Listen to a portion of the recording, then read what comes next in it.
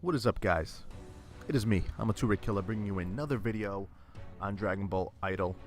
Now, we're going to be looking at super ultimate attacks. Those are basically the attacks that happen once your meter on the bottom fills up and you utilize these different types of ultimates. As you can see, I am missing Super Saiyan 3 Gotenks to get the Wrath of the Dragon and Evil Boo to get Exploding Wave.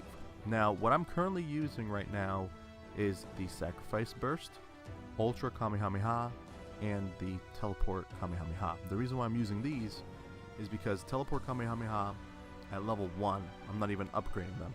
The reason why I'm using these is because the Teleport Kamehameha, it actually gives a buff for 3 turns and increases the accuracy of units by 100%.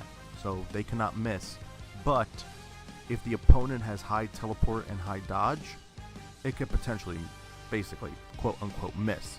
But if they don't, it's always going to be a 100% guaranteed hit.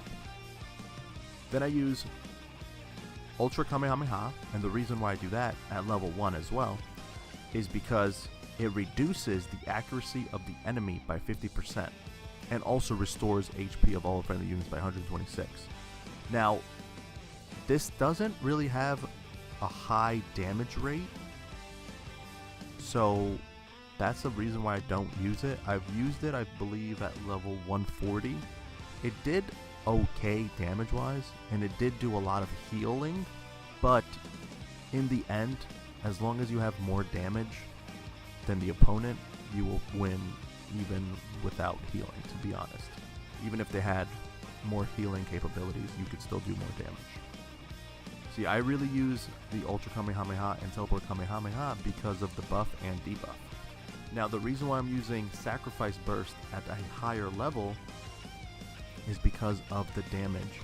So this deals a 5-phase damage to all enemy units with the total amount of 1,018,752 and damage of 5.97% of the target's HP up to 882,218. So, and another thing it does, it actually applies 2 stages of bleed damage of 30 of 326,001 bleed effect for 3 turns, up to 5 stages. Now, you might be like, holy crap, that sounds amazing. Yes, this is honestly one of the best skills to have, ultimate-wise. But if you do not have a bleed team, there's no real reason why you should be carrying this. Now, some people do like to carry it because of the high potential, bleed stage and the damage that it has. But if you do not have Babidi and his detonate ability, this one will just not really have the full effect that it should have. But you can still use it. Now, you might be like, hey, Amateur, I have a bleed team, but I do not have Sacrifice Burst. What can I use? I would recommend putting everything you have onto Planet Destroyer.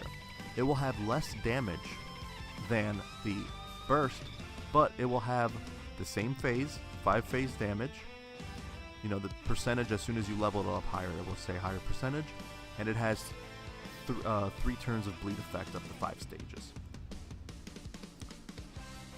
Now, the positioning is key when talking about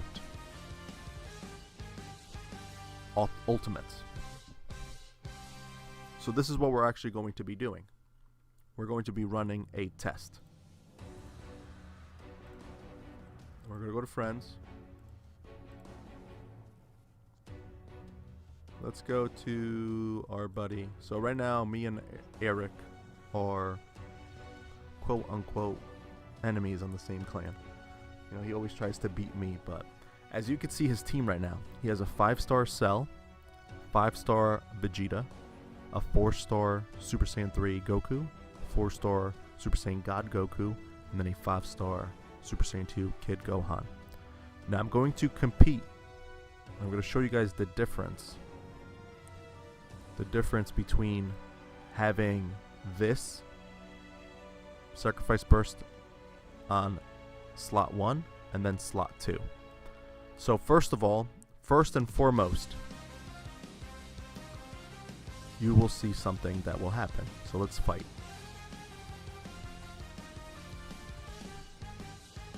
So as you can see, once the attack, so look at Bobbity right now, okay? When he attacks, which is going to be now, when he attacks, that meter on the bottom will fill up to full. So that means he's going to use a special attack. But look at the meter on the bottom. So because I'm using the sacrifice burst now, I lost out on the damage that Bobbity would do with detonate. So like, let's say if that sacrifice burst happened and then I did detonate, most of the people on the field would be dead. So let's just say Goku would be no health and Cell would be kind of low health. So let's see how this battle goes. We'll see how the battle goes and then we'll speed it up again. So okay, we're just going to see how many people he basically knocks out. Okay, so far he knocked out 2. He knocked out my Majin Vegeta, my Buu, and my Goku's pretty good on health right now. So right now, Buu could potentially die with 1 hit from Gohan. Okay, so Gohan's dead. So right now we're attacking. Alright, so we won. So basically, let's just say Kid Buu's kind of dead. Okay, let's just say that. So he knocked out 2. And we did a total of 12. Wait a minute. So we did a total of 12 million over. 12 million point 5 over damage. Now we're going to fight him again, but this time we're going to have the sacrifice burst in the 2nd level. Now I recommend doing the 2nd level because it will actually happen before Bobbity reaches his thing, his skill, and will actually do a lot more damage. So we're going to take a look at that and do it right now. Now the reason why we're going to slow this down again. The reason why I put this at first is because once Cell hits, that means that the accuracy of all his characters are going to be 50% less. So they might have a chance where they can't hit. So let's see that. Let's see what will happen. So we're going to do Cell. Let's see if anyone dodge. Let's see if they're going to miss. So, as we saw before, his Vegeta died once I did Sacrifice Burst. So his dodged. Okay, let's see.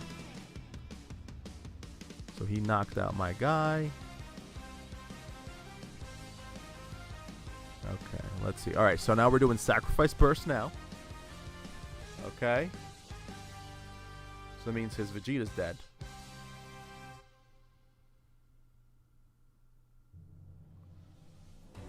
Okay.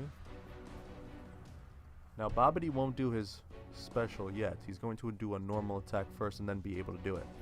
So now, as you could see, his Vegeta and his Goku are both dead. So now my Buu is dead. Now, his Goku's dead. Now he's going to do Detonate and kill him. Okay. Now, if Cell didn't dodge, he would have probably been dead. Like, no joke, he would have been dead. Not dead, but like kind of dead. So as you can see right now, we were running on 4 people when before there was only a total of 2. So he got stunned. So because of Goku and Sorbet being still alive, we had more convergence. But as you could see, we actually did less damage. We did less damage thanks to that. And so looking at the 2 different attacks that we did, the first attack did more damage. It did more than 12.5 million power of damage. And having it in the second slot, it did less damage, but we had more people alive. But also thinking about him, the possibility of them getting stunned, the possibility of them not getting that crit that they need. So we're going to go back to the first slot and see how much damage we actually do now.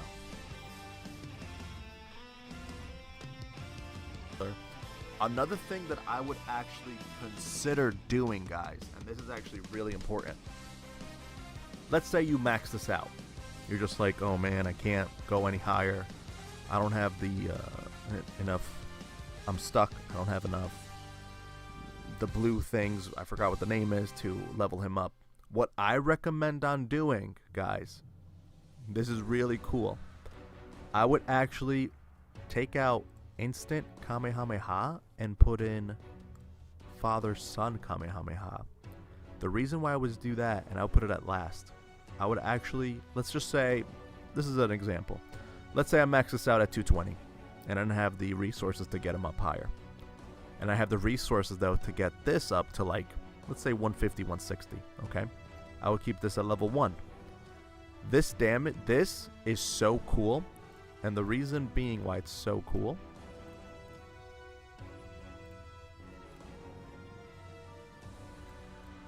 this is how cool it is. So it deals a 5-phase damage to all enemies with the total amount of X amount whenever you get it.